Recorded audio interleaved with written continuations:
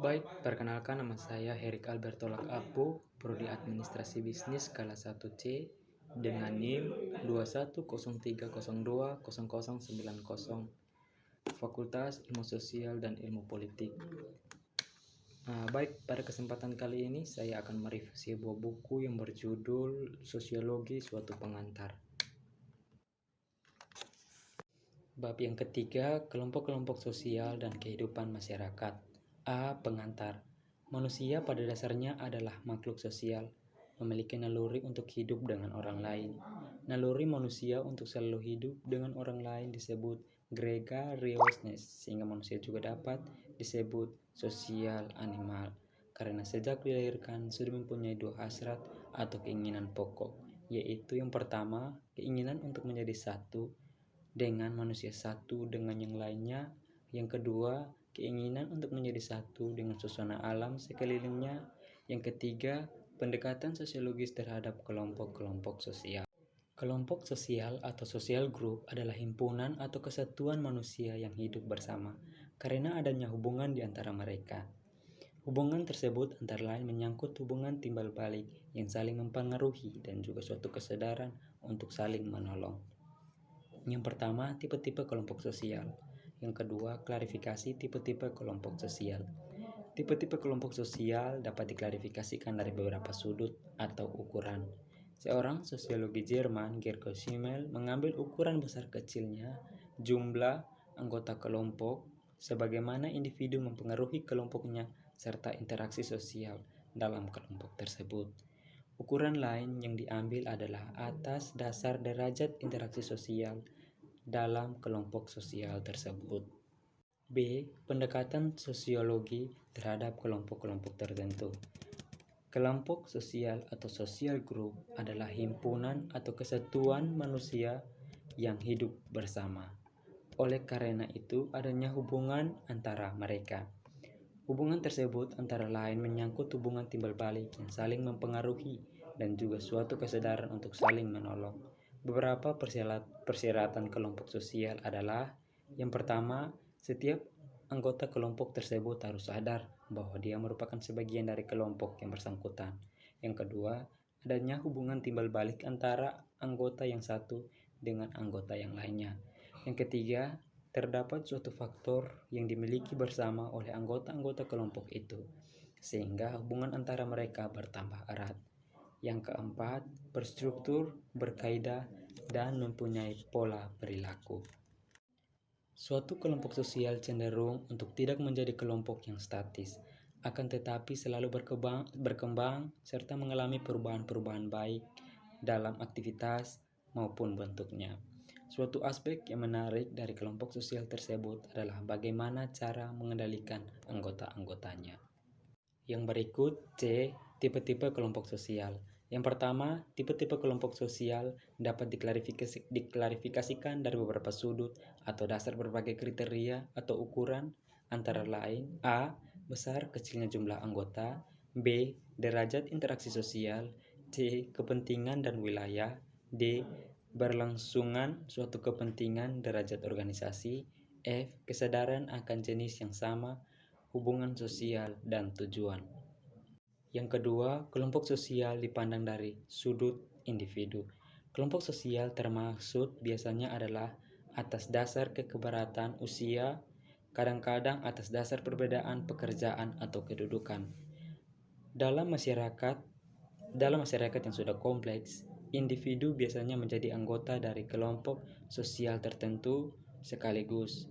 Dengan demikian, maka terdapat derajat tertentu serta arti tertentu bagi individu-individu tadi, sehubungan dengan keanggotaan kelompok sosial yang tertentu, sehingga bagi individu dengan dorongan-dorongan pula dengan anggota suatu kelompok sosial. Yang ketiga, in-group dan out-group. In-group adalah kelompok sosial dengan mana individu mengidentifikasikan dirinya. Out-group adalah kelompok sosial yang oleh individu diartikan sebagai lawan in-groupnya. Sikap out-group selalu ditandai dengan suatu kelalaian yang berwujud antagonisme atau antipati. Perasaan in-group dan out-group dapat merupakan dasar suatu sikap yang dinamakan etnosentrisme. Sikap ensentrisme disosialisasikan atau diajarkan kepada kelompok-kelompok sosial, sadar maupun tidak sadar, serentak dengan nilai-nilai kebudayaan yang lain. Yang keempat, kelompok primer dan kelompok sekunder. Kelompok primer atau primary group atau face-to-face group merupakan kelompok sosial yang paling sederhana, di mana anggota-anggotanya saling mengenal, di mana kerjasama yang erat. Kelompok sekunder atau secondary group adalah kelompok-kelompok yang terdiri dari banyak orang, antara siapa hubungannya tidak perlu berdasarkan pengenalan secara pribadi dan sifatnya juga tidak begitu langgeng. Yang kelima, paguyuban atau Gemeenschap dan pentabayan Geselschap. Paguyuban adalah bentuk kehidupan bersama, di mana anggota-anggotanya diikat oleh hubungan batin yang murni dan bersifat alamiah dan kekal. Dasar hubungan tersebut adalah rasa cinta dan rasa persatuan batin yang memang telah dikodratkan. Pentabayan atau Geselschap adalah ikatan lahir yang bersifat pokok dan biasanya untuk jangka waktu pendek. Ia bersifat sebagai suatu bentuk dalam pikiran belaka. Yang kelima, paguyuban atau Gemeenschap dan pentabayan Geselschap. Paguyuban adalah bentuk kehidupan bersama, di mana anggota-anggotanya diikat oleh hubungan batin yang murni dan bersifat alamiah dan kekal. Dasar hubungan tersebut adalah rasa cinta dan rasa persatuan batin yang memang telah dikodratkan. Pentabayan atau Geselschap adalah ikatan lahir yang bersifat pokok dan biasanya untuk jangka waktu pendek. Ia bersifat sebagai suatu bentuk dalam pikiran belaka. Yang keenam, formal group dan informal group. Formal group adalah kelompok yang mempunyai peraturan tegas dengan sengaja diciptakan oleh anggota-anggotanya untuk mengatur antara sesamanya. Informal group tidak mempunyai struktur dan organisasi tertentu atau yang pasti. Kelompok-kelompok tersebut biasanya berbentuk karena pertemuan yang berulang kali yang menjadi dasar bagi pertemuan-pertemuan yang berulang kali, yang menjadi dasar bagi pertemuan kepentingan dan pengalaman yang sama. Yang ketujuh, membership group dan referensi group. Membership group merupakan suatu kelompok di mana setiap orang secara fisik menjadi anggota kelompok tertentu. Referensi grup ialah kelompok sosial yang menjadi acuan bagi seseorang untuk membentuk pribadi dan perilakunya.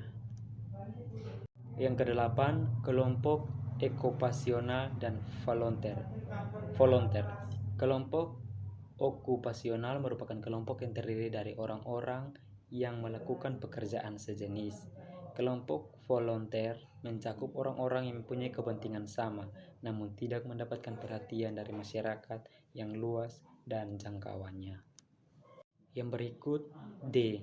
Kelompok-kelompok sosial yang tidak teratur. Yang pertama, kerumunan atau crowd. Kerumunan adalah individu-individu yang berkumpul secara kebetulan di suatu tempat pada waktu yang bersamaan. Bentuk-bentuk antara lain: A. Kerumunan yang berartikulasi dengan struktur sosial. B. Penonton atau pendengar yang formal. C. Kelompok ekspresif yang telah direncanakan. D. Yang bersifat sementara. E. Yang kurang menyenangkan. F. Kerumunan orang-orang yang sedang dalam keadaan panik.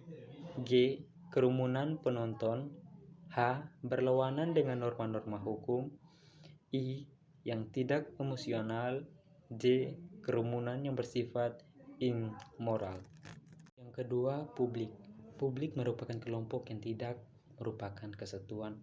Setiap aksi publik diprakarsai oleh keinginan individual yang masih mempunyai kesadaran akan kedudukan sosial yang sesungguhnya dan juga masih lebih mementingkan kepentingan pribadi daripada mereka yang bergabung dalam kerumunan.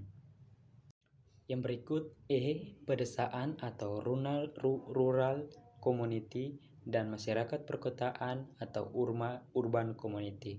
Masyarakat setempat, istilah Masyarakat setempat menunjuk pada bagian masyarakat yang bertempat tinggal di suatu wilayah dengan batas-batas tertentu, di mana faktor utama yang menjadi dasarnya adalah interaksi yang lebih besar di antara anggota, dibandingkan dengan interaksi dengan penduduk di luar batas wilayahnya. Yang kedua, tipe-tipe masyarakat setempat. Dalam mengklarifikasikan masyarakat-masyarakat setempat, dapat dipergunakan 4 kriteria yang saling berpaut, yaitu jumlah penduduk, yang kedua luas kekayaan dan kepadatan penduduk daerah pedalaman, yang ketiga fungsi-fungsi khusus dari masyarakat setempat terhadap seluruh masyarakat, yang keempat organisasi masyarakat setempat yang bersangkutan. Yang ketiga, pedesaan dan masyarakat perkotaan. Dalam masyarakat modern sering dibedakan antara masyarakat pedesaan dengan masyarakat perkotaan. Pembedaan mana bersifat gradual. Warga suatu masyarakat pedesaan mempunyai hubungan yang lebih erat dan lebih mendalam ketimbang hubungan mereka dengan warga masyarakat pedesaan lainnya. Masyarakat perkotaan merupakan masyarakat kota yang tidak tentu jumlah penduduknya. Urbanisasi adalah suatu proses berpindahnya penduduk dari desa ke kota, atau dapat dikatakan bahwa urbanisasi merupakan proses terjadinya masyarakat perkotaan. Sebab-sebab terjadinya urbanisasi dapat ditinjau dari dua sudut, yaitu A. Yang mendorong penduduk desa untuk meninggalkan tempat atau daerah kediamannya. B. Kota yang menarik penduduk desa untuk berpindah dan menetap di kota-kota. Akibat-akibat negatif urbanisasi yang terlalu cepat antara lain: A. Pengangguran, B. Naiknya kriminalitas, C. Persoalan perwismaan, D. Kenakalan anak-anak, E. Persoalan rekreasi. Yang berikut F. Kelompok-kelompok kecil atau small group. Small group adalah suatu kelompok yang secara teoritis terdiri paling sedikit 2 orang, di mana orang-orang saling berhubungan untuk memenuhi tujuan-tujuan tertentu dan menganggap hubungan itu sendiri penting baginya. Kelompok-kelompok kecil selalu timbul di dalam kerangka organisasi yang lebih besar dan luas. Yang berikut G. Dinamika kelompok sosial. Sebab perubahan struktur kelompok sosial antara lain: yang pertama, perubahan situasi, keadaan di mana kelompok tadi hidup. Yang kedua, pergantian anggota-anggota kelompok. Yang ketiga, perubahan-perubahan yang terjadi dalam situasi sosial dan ekonomi. Sekian dari saya, kurang lebihnya mohon maaf dan terima kasih.